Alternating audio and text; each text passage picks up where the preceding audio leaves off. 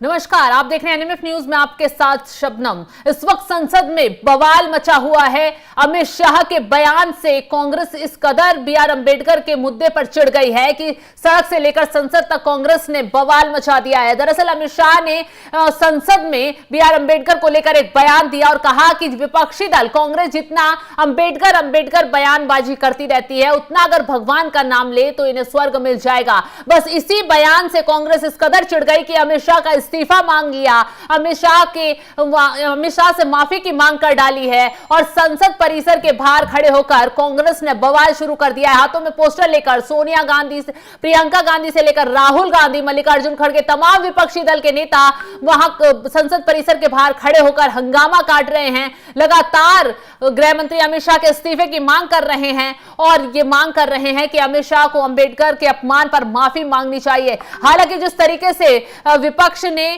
अमित शाह को घेरने की कोशिश की, प्रधानमंत्री से जवाब मांगा, ऐसे ही प्रधानमंत्री मोदी ने मैदान में आकर विपक्ष को धोने का काम कर दिया है। प्रधानमंत्री मोदी ने विपक्ष पर जमकर निशाना साधा, अंबेडकर को लेकर कांग्रेस को आईना दिखाया। पीएम मोदी ने एक के बाद एक सोशल मीडिया पर 3 ट्वीट किए हैं और ट्वीट के जरिए कांग्रेस के इतिहास को उखाड़ कर रख दिया है। कांग्रेस को याद दिला दिया है कि कैसे जब कांग्रेस का कार्यकाल था, नेहरू के वक्त में बीआर अंबेडकर का अपमान किया गया। कांग्रेस वो दिन कैसे भूल सकती है। तो प्रधानमंत्री मोदी ने ट्वीट पे क्या कुछ लिखा ये आपको बताते हैं। पीएम मोदी ने ट्वीट किया और उसमें लिखा, भारत के लोगों ने बार बार देखा है कि कैसे एक वंश के नेतृत्व वाली एक पार्टी ने डॉक्टर अंबेडकर की विरासत को मिटाने और SC ST समुदायों को अपमानित करने के लिए हर संभव गंदी चाल चली है। कांग्रेस ने 2 बार बाबा साहिब को चुनाव में हराने की चाल चली। पंडित नेहरू ने उनके खिलाफ प्रचार किया और उनकी हार को प्रतिष्ठा का मुद्दा बना लिया। उन्हें भारत रत्न देने से इनकार कर दिया। कांग्रेस ने उनकी तस्वीर को संसद के सेंट्रल हॉल में गौरव का स्थान देने से इनकार कर दिया। इसके बाद ही प्रधानमंत्री ने जो ट्वीट किया उसमें लिखा, संसद में गृह मंत्री अमित शाह ने डॉक्टर अंबेडकर का अपमान करने और SC ST समुदायों की अनदेखी करने के कांग्रेस के काले इतिहास की पर्दाफाश कर दिया है। उन्होंने जो तथ्य पेश किए हैं उससे कांग्रेस घबरा गई है और इसलिए अब नाटक कर रही है। दरअसल अमित शाह ने संसद में खड़े होकर पहले प्रधानमंत्री जवाहरलाल नेहरू की पहली कैबिनेट से बीआर अंबेडकर के इस्तीफे का जिक्र करते हुए कांग्रेस को आईना दिखाया। कांग्रेस की ओर इशारा करते हुए उन्होंने पूछा कि अंबेडकर ने देश की पहली कैबिनेट से क्यों इस्तीफा दे दिया था। अब चाहे अंबेडकर का नाम 100 बार से अधिक ले लो, लेकिन अब साथ में अंबेडकर के प्रति उनका भाव क्या है ये बतलाएंगे। तो कांग्रेस पर ही उल्टा सवाल अमित शाह ने दाग दिए। तो प्रधानमंत्री मोदी ने अमित शाह के सपोर्ट में आकर विपक्ष को आईना तो दिखाने का काम किया ही, लेकिन इसके साथ साथ अमित शाह ने भी संसद में खड़े होकर कैसे कांग्रेस के काले चिट्ठे खोलकर रख दिए ये आपको सुनवाते हैं। क्या कुछ कहा अमित शाह ने। तो साच अर्थ में अंबेडकर जी के प्रति आपका भाव क्या है ये मैं बताता हूं। मान्यवर, अंबेडकर जी को देश की पहली कैबिनेट से इस्तीफा क्यों दे दिया? अंबेडकर जी ने कई बार कहा कि अनुसूचित जातियों और जनजातियों से हुए व्यवहार से मैं असंतुष्ट हूं, सरकार की विदेश नीति से मैं असहमत हूं और आर्टिकल 370 से मैं असहमत हूं। इसलिए वो छोड़ना चाहते थे। उनको आश्वासन दिया गया, आश्वासन पूरा नहीं हुआ।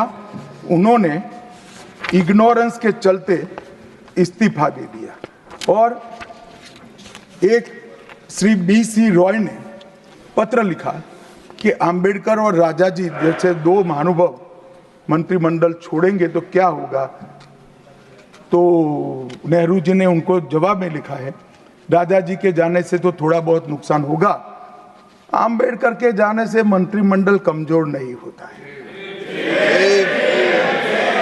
मान्यवर, ये विचार जो खड़गे जी कह रहे हैं ना, क्या आपत्ति है? जिसका विरोध करते हो उसका वोट के लिए नाम देना है, कितना उचित है? क्योंकि अब अंबेडकर जी को मानने वाले। तो अमित शाह ने खड़गे को, राहुल गांधी को संसद में घेर लिया और पूछा कि नेहरू के कैबिनेट से क्यों अंबेडकर का इस्तीफा लिया गया था और इस्तीफा स्वीकार कर टिप्पणी भी की गई थी। हालांकि जब अमित शाह ने सवाल जवाब किया उसके बाद खड़गे भी बुरी तरह भड़क गए। उन्होंने भी क्या कुछ बयान दिया अमित शाह पर निशाना साधते हुए, वो भी सुनवाते हैं। और वो मंशा जो उनके दिमाग में है कि उनकी जो मनुस्मृति की आइडियोलॉजी है वो और आरएसएस की आइडियोलॉजी जो है वो दर्शाता है कि वो खुद वो बाबा साहब अम्बेडकर के संविधान को रेस्पेक्ट नहीं देना चाहते हैं। उसीलिए हम वो कंडेम करते हैं और I demand his resignation. We all the parties demand his resignation and he should apologise to the country. और वो अपना काम करना चाहिए उन्होंने, और इस ढंग से अगर वो बात करते रहेंगे सारे हिंदुस्तान में आग लगेगी कि बाबा साहब अम्बेडकर का अपमान कोई सहन नहीं करेगा। अगर उनको अपने जगह से इस्तीफा देना चाहिए और ऐसे अपमान कोई पार्टी कोई देश का आदमी स्वीकार नहीं करता।